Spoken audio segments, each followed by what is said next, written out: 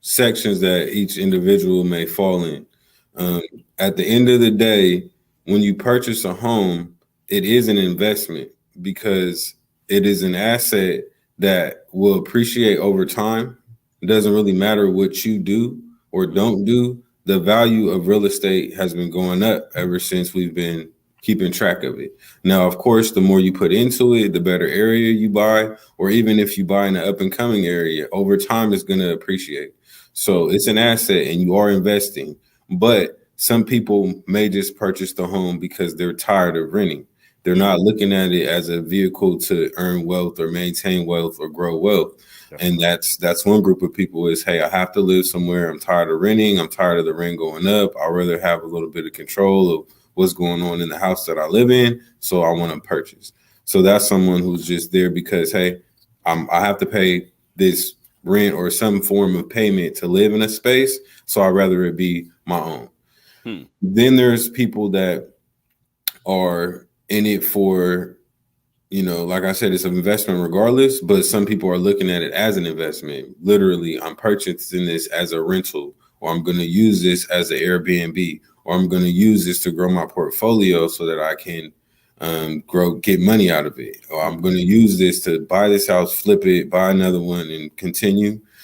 So there's, quote unquote, investors that are, buying real estate so that they can earn money, make money, appreciate, and in a short amount of time, or hold on, buy and hold, and they're looking to grow their portfolio, and they may utilize multiple homes and sell those. They may want to get into commercial and buy something bigger, or they may just hold on to them and, let them all appreciate, get the depreciation, use that. Like some people, for instance, whenever you sell things in America, you have to pay taxes. But some people, they'll do a 1031 exchange, which is basically foregoing having to pay taxes, capital gain taxes, and using that money to put into another property. And then wait, say that again, Justin. That part is important. Say the name of that thing again you just said.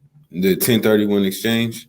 Yes, 1031. So the 1031 exchange is basically a way for you to sell real estate. And on the sale of that transaction, you're going to earn money. So because you're going to earn money, the government is going to tax you capital gains taxes.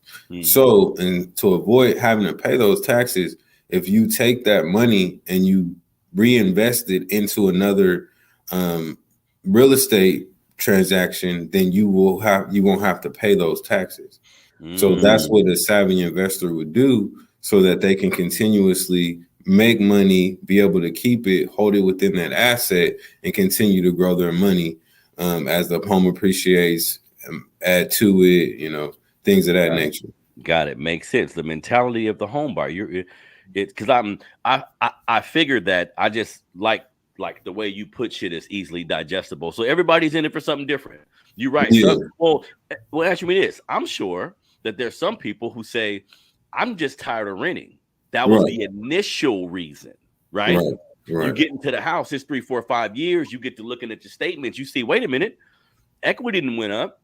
College is coming, or I got a business idea. So I'm sure some people get in it just to stop renting, but soon realize I may have some capital to do other things.